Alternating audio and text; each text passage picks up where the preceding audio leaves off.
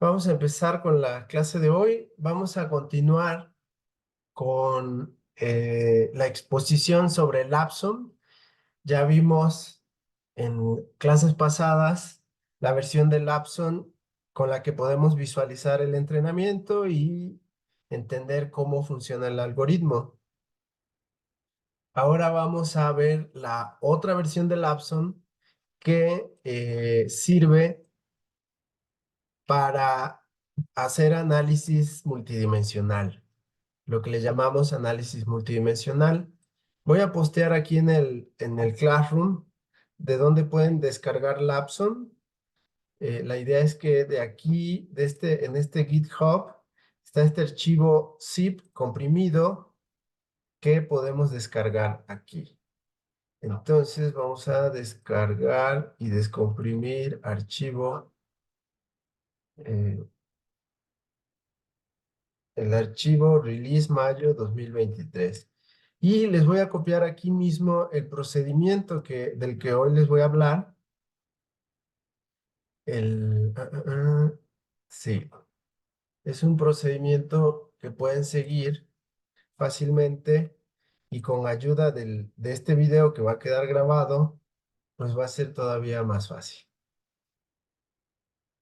Bueno, uy, se perdieron los puntitos. A ver si lo puedo editar. Bueno, así que se quede. Ok. Entonces, descargando esa carpeta, la descomprimimos y allí adentro va a haber un archivo .exe, el ejecutable, y ya que lo ejecuten les va a aparecer esta interfaz. Voy a admitir a los que me faltan. Ok. Para los que van llegando, posteé en el Classroom de dónde pueden descargar la versión de Lapson para hacer análisis multidimensional y los pasos que vamos a seguir. Déjenme, creo que puedo sacar aquí una impresión de la pantalla y eso va a ser mejor. Vamos a ver si se puede. Creo que no, no voy a poder.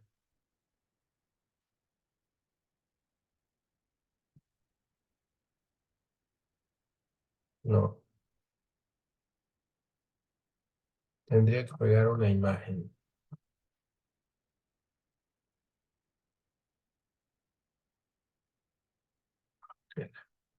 Canción.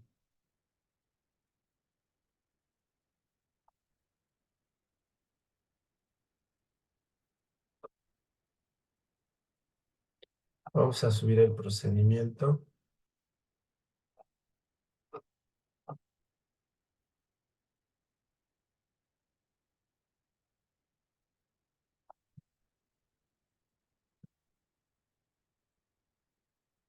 Bueno, eh, lo que vamos a hacer es cargar archivos separados por punto y coma. Voy a subir también, uy, vamos a editar esto y vamos a subir otro archivo que van a ser los datos que vamos a usar en esta clase práctica. Son estos perfiles para los que están trabajando en el proyecto de estudiar la investigación científica de México. Esta es la carpeta que ellos tienen compartida y el archivo que les estoy dando está en el directorio que se llama Multidimensional Profile. Dentro está ESI, que significa o viene de Essential Science Indicators. Allí está este archivo y este archivo es un archivo separado por punto y coma. En el primer renglón están los nombres de los indicadores y después vienen los datos. Lo que tenemos son entidades, que en este caso son áreas de investigación, y estas áreas de investigación concentran un una parte de la producción científica mexicana, una parte de los artículos, un subconjunto. Y a este subconjunto de artículos es al que se le calcularon estos indicadores. Por ejemplo, el primero, que es muy fácil, que llamamos share, es un porcentaje. Y ese porcentaje es qué porcentaje representa el conjunto de artículos que pertenecen al área clinical medicine. Entonces, vemos aquí que el 14,85% de la producción científica mexicana está en esta área o procede de esta área de investigación. Así se puede ver desde las dos perspectivas. Entonces, tenemos así 22 áreas. Vamos a dejar por el momento multidisciplinario, pero esta área se va a volver a un outlier y lo vamos a tener que sacar en algunos experimentos. Ese es un comentario importante para las personas que van a estar trabajando con estos datos. Cuando hay un dato que tiene indicadores mucho más grandes, mucho más grande que los demás, o muy pequeños, que está fuera de los rangos normales, se le llama outlier y hay que sacarlo. Bueno, entonces lo que dice el procedimiento es que abramos esos datos. Vamos a abrir ese archivo de texto. Aquí hace un preview del archivo que acabamos de abrir y si los datos no están separados por punto y coma, lo podemos cambiar aquí, el separador. Al dar clic preview ya nos lo separó, pero me hace falta indicarle que en el primer renglón están los nombres de las componentes o indicadores o nombres de las columnas. Y además que en la primer columna tenemos los nombres de los datos de las entidades que voy a analizar. Recuerden que me pueden detener en cualquier momento para preguntar dudas, ¿ok? Eh, ya que configuré esto, entonces puedo cargar los datos con este botón. Ya están cargados, está cargada la tabla en memoria y entonces la red neuronal va a poder procesarlos. Lo primero que hay que hacer, de acuerdo al procedimiento, es, después de cargar los datos, es normalizarlos. ¿Por qué normalizamos? Normalizar viene de un procedimiento eh, el que viene de estadística. También se utiliza la palabra estandarizar. Eh, Se asume que los datos tienen una distribución normal y entonces lo que vamos a hacer es, cuando se estandariza, es el procedimiento lo que hace es pasar la media al cero y la desviación estándar que sea uno. Es un reescalamiento de los datos. Imagínense una campana, una distribución normal, pero que está centrada alrededor del promedio natural o normal. Si viéramos aquí el share y sacáramos el promedio y la desviación estándar y lo graficáramos, veríamos que más o menos todo se concentra alrededor de la media, del promedio. Y entonces la estandarización lo que busca es trasladar eso al cero y alrededor del cero para que el cero sea la media. Esa es una normalización tradicional. Nosotros preferimos una normalización dividiendo por el máximo, porque con esta normalización no tenemos datos negativos. La estandarización normal manda los datos alrededor del cero y entonces me aparecen datos negativos. Al dividir por el máximo del indicador de la columna, todos los datos se mueven, se transforman para que estén entre el intervalo 0 y 1. el dato que tenga el valor máximo va a caer en el 1 y todos los demás pues van a estar entre 0 y 1. Si hay un dato que tiene un 0, entonces va a haber un 0, pero si no, no. Imagínense que los datos variaran entre 5 y 10. Entonces, todos los datos se trasladarían al intervalo 0.5, 10. Eh, Creo que está claro, ¿verdad? Y es muy sencillo. Se busca el máximo de la columna y ese máximo lo utilizamos para dividir a todos los datos entre ese máximo. Y lo mismo se hace para la otra columna, para la otra columna y para la otra. Eh, el objetivo es que todos los indicadores tengan una escala similar o la misma escala. Vean que en el ejemplo que tenemos hay datos que varían, que tienen valores de 24, 20 en el caso de este indicador, pero en el de al lado hay datos de 1.26, 1.7, y luego el último, que es el más chico, hay datos en punto 1, 0.05.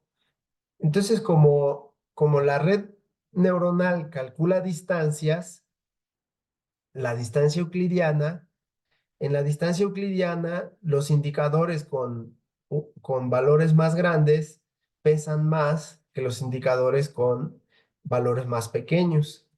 Pero si a todos los reescalamos al intervalo 0,1 dividiendo por el máximo, todos van a tener la misma escala y ningún indicador va a pesar más que el otro. Al respecto, les podemos compartir un artículo muy interesante que habla de este problema. Algunos investigadores prefieren no estandarizar, no normalizar, porque dicen que se está alterando la información, que debes usarlos en la escala natural, eh, pero otros usan el contraargumento de que eh, si usas la escala natural, si es que existe, eh, le estás dando más peso a esos indicadores que a otros, cuya escala de variación es mucho más pequeña. Entonces, esa discusión existe, pero lo normal, lo más común es que se haga esta normalización. Entonces, para eso nos vamos a venir al menú Tools, eh, el menú Normalizar y vamos a darle clic a Dividir por el máximo. Ya que dividimos por el máximo, vieron que el menú no se ocultó automáticamente, tienen que darle clic al lado para que se oculte, es un bug. Lo que hace Lapson es crear una nueva pestaña aquí donde ya está la tabla normalizada. Ya que tenemos la tabla normalizada, dice que guardemos los datos normalizados. Los vamos a guardar porque a veces, cuando nuestra tabla es muy grande, vamos a querer mapear a la red neuronal solo algunos de los datos, no todos. Y entonces necesitamos los datos normalizados para usar una función de acá para importar etiquetas. Pero eso lo vamos a hacer más adelante. Entonces vamos a guardar esa matriz, vamos a seguir el procedimiento y nos vamos a guardar matriz y le vamos a poner el mismo nombre, pero le voy a agregar aquí normalizado para saber que de dónde vienen estos datos. Ya que lo normalizamos, entonces vamos a establecer el tamaño de la red neuronal. Acuérdense que esta red neuronal se ve, dejen que se actualice esto. Lo que tenemos que establecer es el número de neuronas en la capa de salida y lo que necesitamos es el ancho y el largo. Tenemos que decirle cuántas neuronas de ancho y de largo queremos. La red puede ser rectangular la malla. Por defecto está establecido que pongamos una malla de 10 por 10 neuronas, o sea, 100 neuronas, pero puede ser rectangular. Lo normal es poner una malla rectangular. ¿Cuántas neuronas vamos a poner? Bueno, para los fines que nos interesan, que es visualizar, normalmente ponemos 10 veces más neuronas que datos. Aquí, por ejemplo, cargamos 22 datos, entonces voy a procurar tener a la salida 220 neuronas. Esto porque lo que nos interesa es hacer estas visualizaciones de las que les hemos estado hablando. Si quisiera solamente hacer clustering, entonces pondría menos neuronas que datos. Pero como quiero hacer visualización, pongo muchas neuronas. Esa es la regla de dedo. Entonces, quisiera 220 más o menos. Entonces podría poner, por ejemplo, 10 por 20 y eso me daría, ¿cuántas? 200, ¿no? Y le voy a dar clic iniciar. Ya tengo 200 neuronas. Sería una red, un mapa rectangular. No voy a mover los parámetros. De hecho, en lugar de usar la versión Bash, voy a usar la versión básica, que es la que hemos estado viendo, y le voy a dar clic otra vez, iniciar.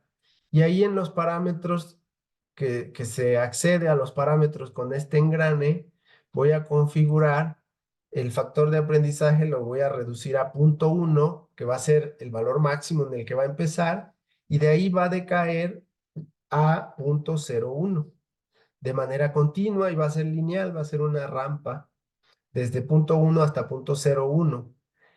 ¿Cómo va a descender? Bueno, de acuerdo al número de iteraciones que le ponga. En la primera iteración va a valer 0.1 y ya cuando llegue esté muy cerquita de 50,000 va a estar en 0.01. Voy a dejar estas 50,000 iteraciones, son muchas. Tengo 22 datos. Si en este algoritmo, una iteración, ay, le di clic sin querer, una iteración es presentar un dato nada más. Entonces, si le presento los 22, ahí completaría 22 iteraciones. Si le pongo 220, ya estaría viendo 10 veces los datos. 2200 estaría viendo 100 veces los datos. Eh, Me parece que con 100 veces verlo hubiera sido suficiente, o sea que le diera aquí 2200. Pero no importa, como el factor de aprendizaje, esa rampa de la que les hablo, se se precalcula antes de iniciar el entrenamiento.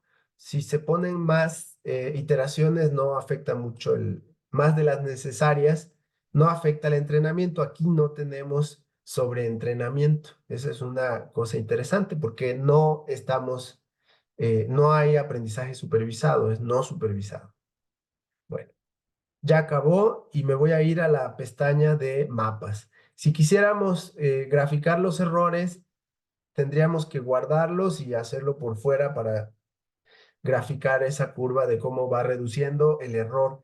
En este caso, el error es un error de cuantización, que ese error de cuantización también podemos verlo en este mapa que está aquí, en este negrito.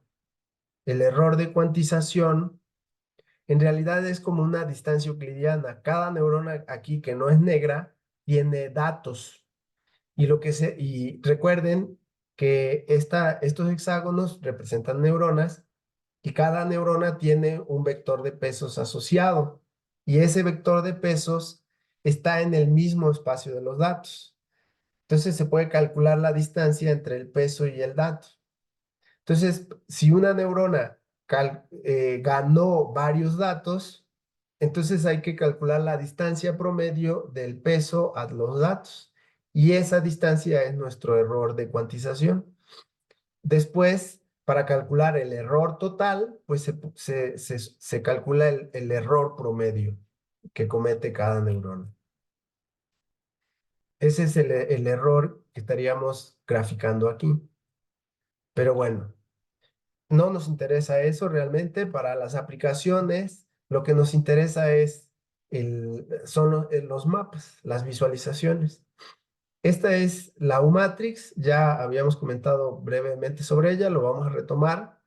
Lo que significan las zonas rojas es que todas esas neuronas están cercanas entre ellas, los pesos de esas neuronas están cercanos y los pesos de las neuronas que son amarillas o naranjitas están un poco más separados.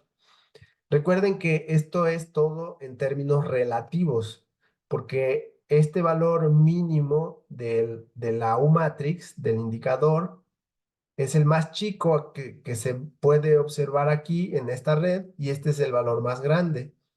Entonces, en términos de esos dos números es que se colorean todas las neuronas.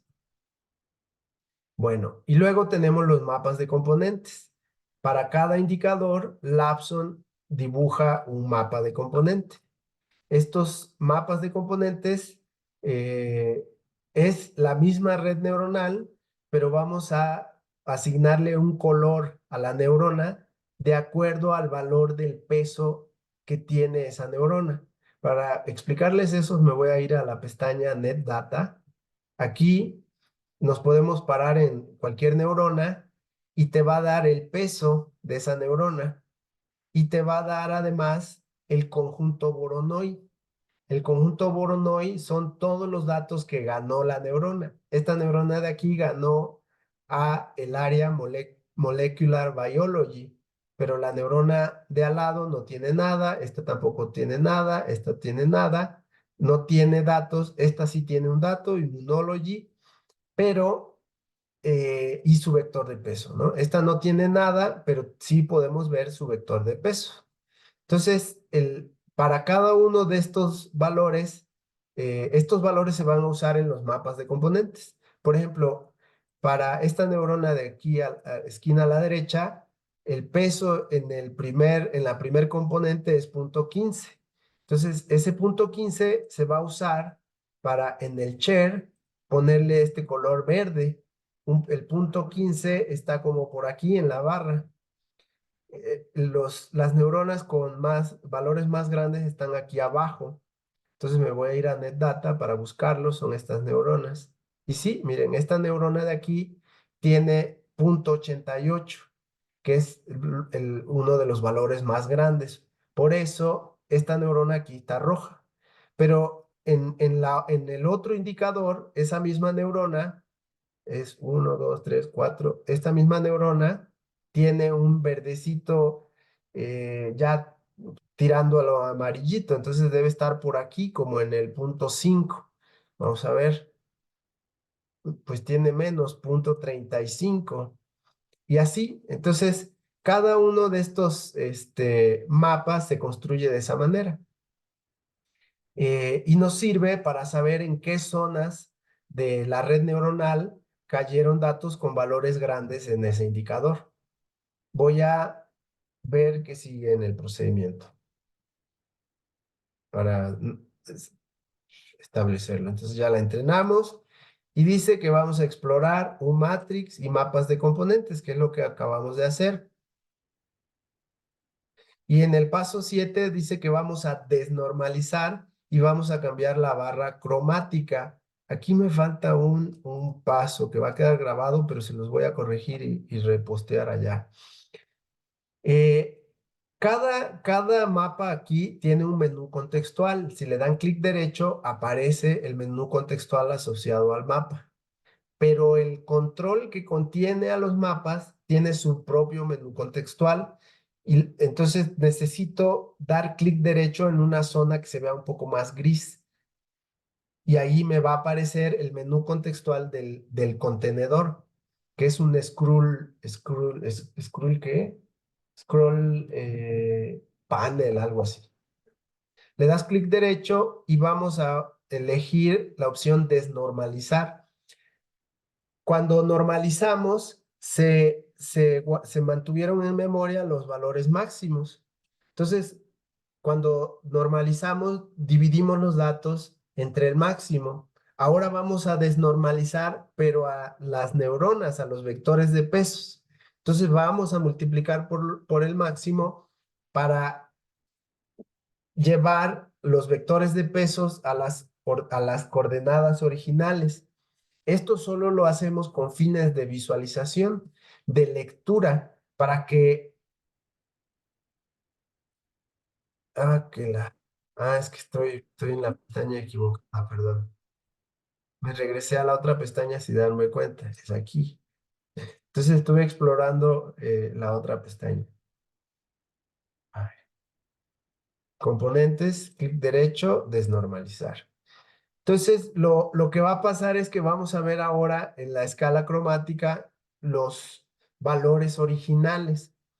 Lo que hicimos fue reescalar los pesos a las escalas originales, pero como vimos, la red neuronal no siempre alcanza a llegar a los puntos eh, máximos, a las zonas donde están los datos, como que no llega hacia todos los lugares.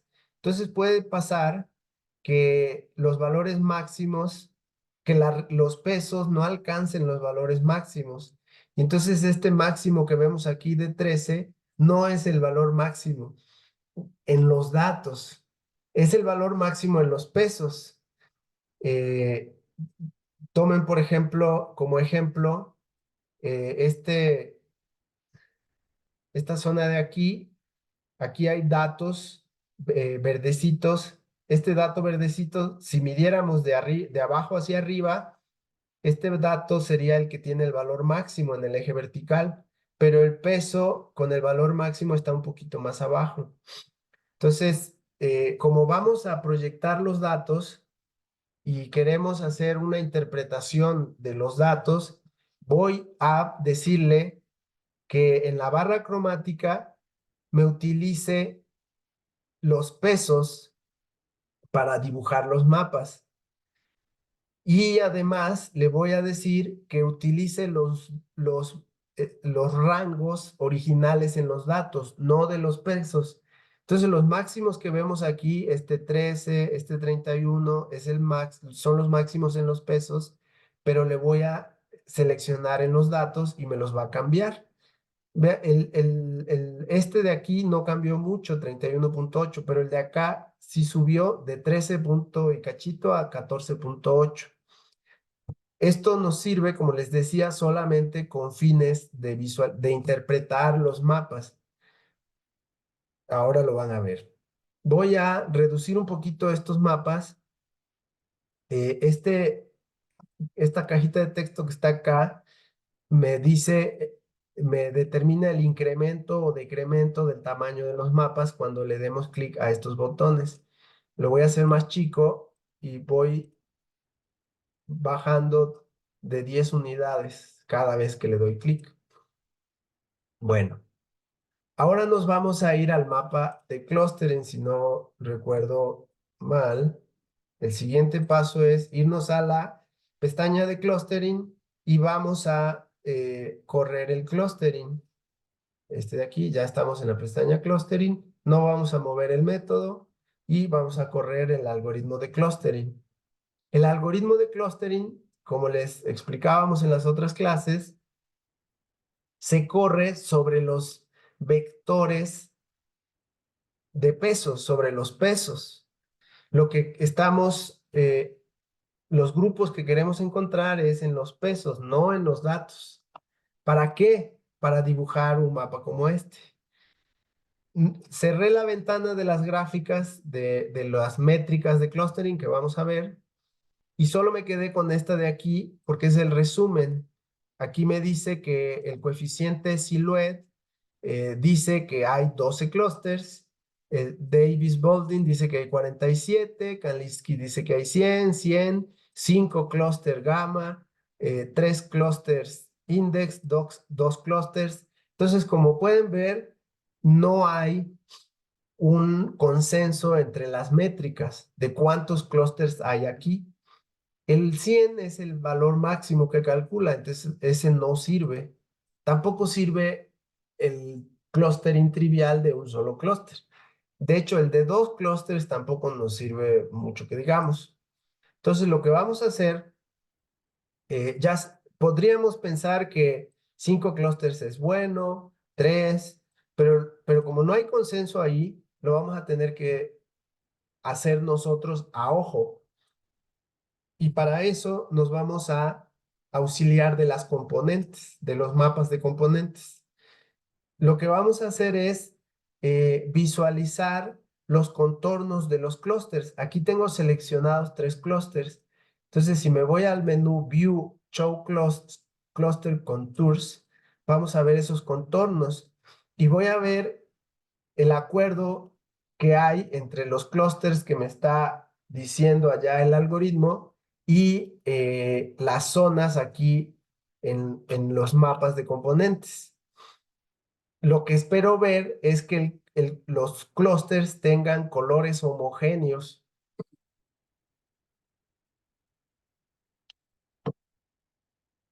Por ejemplo, este clúster de arriba a la derecha, en este indicador, el category se ve más o menos homogéneo, solo aquí hay unas neuronitas con un colorcito raro, pero todavía este también se considera más o menos homogéneo, considerando que estas neuronitas están como que en la frontera. Entonces siempre en las fronteras voy a ver diferencias, pero lo homogéneo se debería ver en todos los mapas. Y vemos, por ejemplo, que aquí en el último indicador, la mitad del clúster está rojo y la mitad verde. Entonces eso no está bien. Lo que tengo que hacer es aumentar el número de clústeres. Voy a ponerle 5, que era lo que nos decía uno de los indicadores de las métricas de clustering, y vemos que todavía no se divide ese clúster que no nos gustó cómo se ve, pero ya se me dividió, por ejemplo, el de abajo, ya se me dividió y veo que eso es bueno porque, por ejemplo, en el indicador average percentile, está rojo aquí y luego está verde acá. Entonces esperaríamos que este también se divida en algún momento. Ahí ya se me dividió. Entonces, aquí esto es un poco subjetivo, eso no gusta a la gente de computación ni de inteligencia artificial, porque lo que se busca es que todo sea automático, que no haya intervención humana, porque ahí estaría la subjetividad. Y cada quien diría, ah, pues a mí me gusta este clustering de 5 clústeres. Y otro diría, no, no, no, yo quisiera que este grandote que está aquí en medio se separe y que haya una división aquí, porque en este, por ejemplo, en el share, esta zona está verde y aquí está naranja. Entonces, ese tipo de discusiones puede haber y ahí uno tiene que, más o menos, tiene que decidir cuando no hay un acuerdo entre las métricas.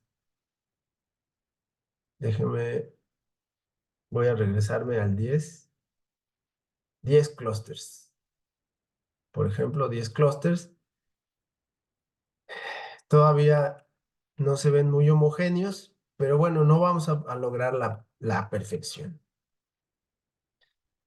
Después nos dice que en el nuevo que nos apoyemos en los mapas de componentes y en la U-Matrix para seleccionar el número de clústeres. Eso ya lo hicimos, que mostremos los contornos y que mapeemos las etiquetas de los datos. Como aquí son pocos datos, puedo mapear todas las etiquetas con esta opción del menú Tools, Map Data as Labels. Cuando son muchos datos, voy a ir a abrir el archivo que guardé normalizado y voy a escoger de ahí algunos, creo un nuevo archivo de texto y lo voy a importar con esta opción, Archivo, Import Labels, File, Import Labels. Pero ahorita tenemos pocos datos, entonces puedo irme por este camino. Entonces me voy a ir a Tools, Map Data as Labels. Eso me abre esta ventanita de diálogo y allí puedo cambiar la fuente, pero lo más importante es este parámetro de aquí. En una neurona pueden caer más de un dato y si por default se dibujaran las etiquetas de todos los datos, entonces el mapa se llenaría mucho. Por default, Lapson solo dibuja una, la primera de la lista. Entonces, si una neurona tiene más de una y yo no cambio este número de aquí, entonces puedo perder etiquetas y no verlas. Eh, entonces es importante que le pongamos 2. Viendo esto, le voy a poner 2 por default, ahora que, que haga modificaciones al lapso. Bueno, de hecho, fíjense, aquí en la neurona de arriba, sí hay 2 etiquetas, Social Science y ¿cómo se pronuncia esto? Psychiatry, algo así, Psychology, bueno, como sea. Entonces sí es importante que chequemos eso. Si quiero editar las etiquetas, me puedo regresar aquí a Labels y darle doble clic a esto.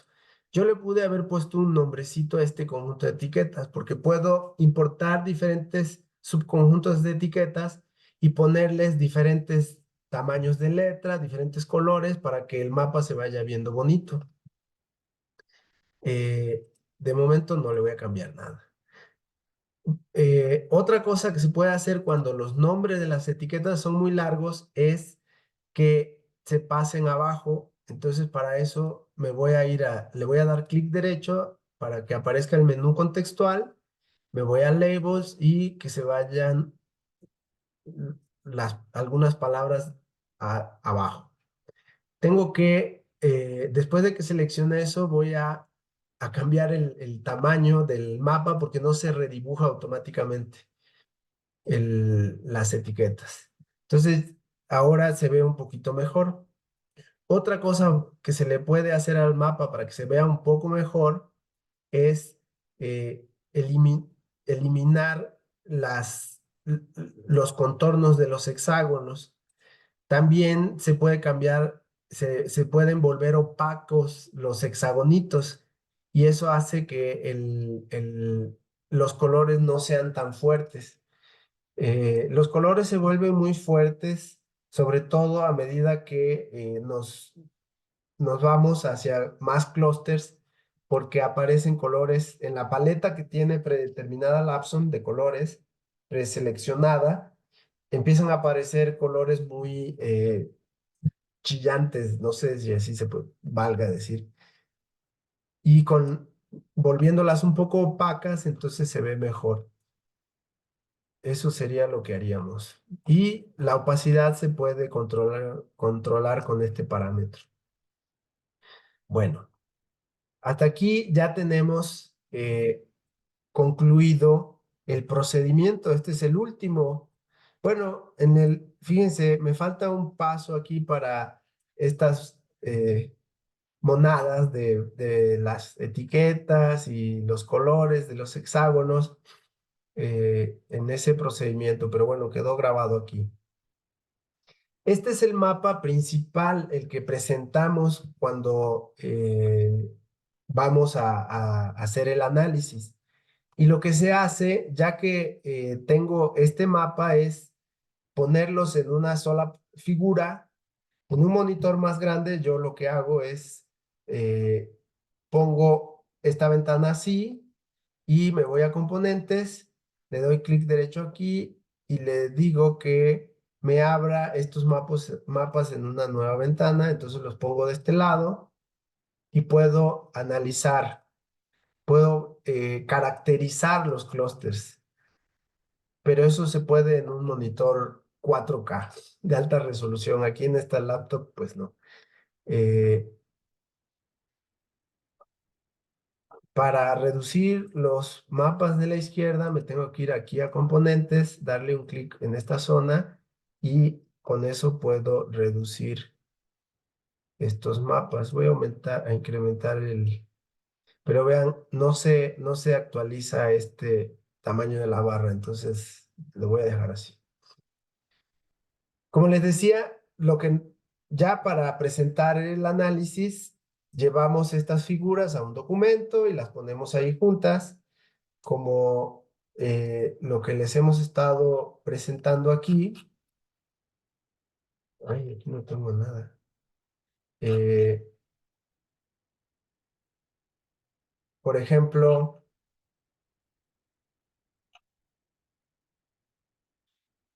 una aplicación que vamos a ver es esta de las universidades. Aquí tenemos estos mapas. Este mapa grande es el mapa de clustering y estos cuatro mapas son los cuatro mapas de componentes. Aquí solo se usaron cuatro indicadores. O, por ejemplo, ay, no hay más aquí. Qué mal. Faltan todas las aplicaciones de lo longitudinal. Tengo que ponerlo. Eh, y entonces, para hacer el análisis, vamos a seguir viendo esto con el doc, pero lo que se hace es fijarse en cada clúster. Por ejemplo, aquí que está ingeniería, química, ciencia de materiales, me voy a los mapas de componentes y veo de qué color son. Vean que los primeros, en el primero, que es el share, está naranjita y amarillo, está de la media para arriba. Quiere decir que esas áreas son grandes, tienen una producción grande. La más grande es Clinical Medicine, que produce, como vimos, más del 14% de todos los artículos. Ha producido más del 14%. Después le sigue física y ciencia de los animales y plantas, y vean las que siguen en tamaño son ingeniería, ciencia de materiales y química. Y todas las demás que están alrededor son áreas más chicas. También lo que quiere decir indirectamente es que las comunidades científicas, la cantidad de investigadores son menores. O sea que hay muchos investigadores médicos, hay muchos físicos y luego siguen los ingenieros y ya de las otras áreas hay menos investigadores. Eso no es un comentario preciso porque también hay áreas, hay investigadores más productivos en diferentes áreas. En algunas áreas es normal que un investigador produzca solo un artículo al año y en otras, como ciencia de materiales, por ejemplo, es normal que un investigador tenga 10 artículos al año. En fin, pero esos son detalles de la investigación.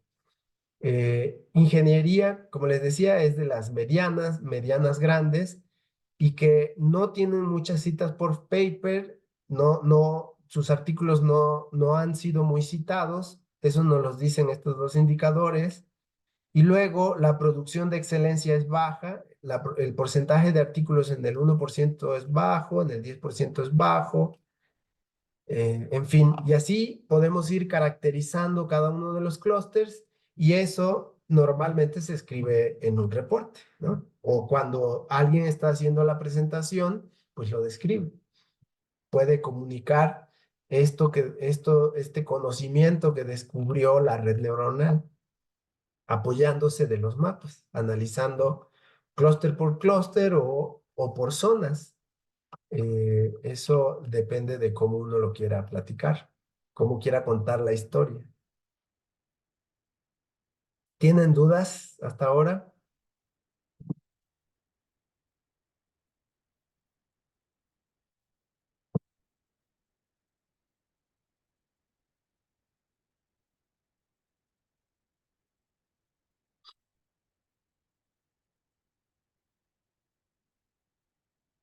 Bueno, a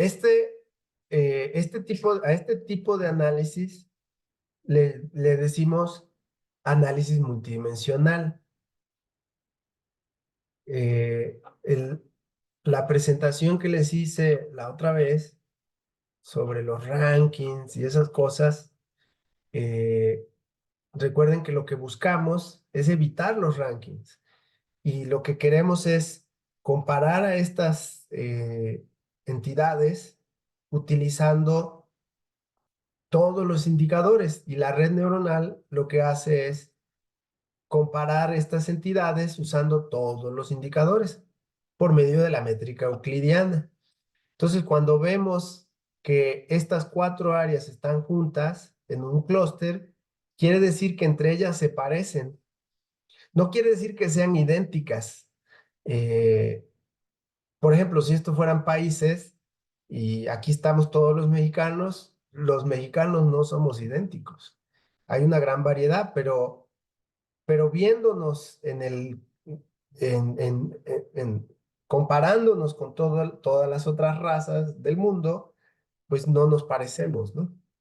Tanto, sí nos parecemos entre nosotros. Algo así hay que pensar que está haciendo la red neuronal. De hecho, una cosa que se puede hacer aquí, el Lapson, es seleccionar el clúster y hacer la gráfica de los perfiles de estas cuatro áreas, que sería esta opción de graficar los perfiles de las áreas. Y lo que nos da es una gráfica de radar. Para los que no están familiarizados con esta gráfica, en cada eje que parte del origen o cada rayo, tenemos un indicador. Y aquí graficamos los datos normalizados, no desnormalizados, para que el valor máximo sea 1 y todos los rayos sean iguales.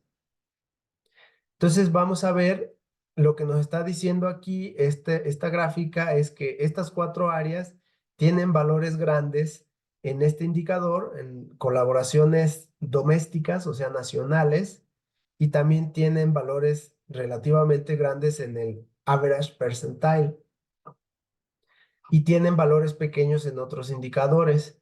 Si me agarro otro clúster y grafico también sus perfiles de desempeño, veo que tiene una geometría distinta. Estas gráficas de radar por eso son útiles, porque el perfil de desempeño que está definido por todos los indicadores lo podemos graficar con este radar y podemos comparar visualmente nosotros los perfiles. Déjenme recuperar el otro. Vean que este es muy diferente a este perfil. Son muy diferentes. Entonces, por eso la red neuronal los está colocando en zonas del mapa distintas.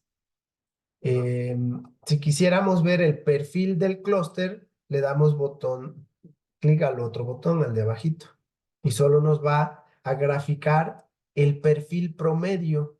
Lo que hace es calcular el centroide de los pesos. Recuerden que los vectores de peso son como vectorcitos en el espacio multidimensional y ahí puedo calcular el centroide, el vector que está en el centro. Ese es el que se grafica aquí. También esto nos sirve para comparar los clústeres, los perfiles de los clústeres y darme cuenta que son diferentes, ¿no? En fin, eso también se puede utilizar para crear un discurso de estos perfiles. Aparte del análisis con los mapas de componentes, podemos apoyarnos en estas gráficas de radar para enriquecer el análisis. De aquí creo que ya no nos queda nada. Acá en los mapas de componentes también puedo, pero lo tengo en la otra ventana, la voy a cerrar para que se me regresen. Aquí en los mapas de componentes también puedo dibujar las etiquetas. Puedo darle a clic, Draw Labels. Y si no funciona la primera vez, que vean que está chequeado y no se dibujaron, deschequenlo y vuélvenlo a chequear. Ya que está chequeado, aparecen las etiquetas y para que se vean en el resto de los mapas, muévanle aquí a eh, háganlo más grande o más chico. Y ya con eso nos aparece. También las podemos mandar a una nueva línea, a las etiquetas, para que se vea como el otro. Eh, y eso es lo más importante aquí en los mapas de componentes. Y luego aquí pues ya vimos esto. Si al redibujar los mapas de componentes se les borran los contornos, los pueden volver a mostrar con esta opción. Si no les gustan, lo pueden quitar. Lo normal es que los sí usemos los contornos porque nos ayuda a delimitar los clústeres que vamos a analizar en el otro mapa. Una cosa que yo hago para copiar los mapas de componentes a otro documento es no dibujar las etiquetas y ponerlos más o menos de este tamaño, del mismo tamaño de la barra. Y entonces aquí ustedes podrían guardar todos los mapas con el menú derecho contextual, Save All. En la carpeta que seleccionen va a guardar cada mapa en una figura independiente. Pero lo que hacemos nosotros es tomar screenshots, nos los llevamos a Paint y luego los junto. Estos de aquí los junto para acá para que queden pegaditos. Y los voy pegando en Paint. A ver si tengo un ejemplo aquí. Ah, miren, aquí está un ejemplo. Esta otra técnica de trayectorias la vamos a ver en la próxima clase, mañana. Eh,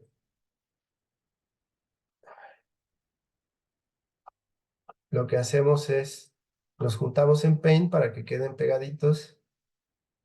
Ay, ya tiene muchas páginas esto. Ya. Entonces, para que se vean así, se concentran y ya aquí se puede hacer el análisis. Le puedes poner arribita o a un lado el mapa de... Ay, ya no está aquí.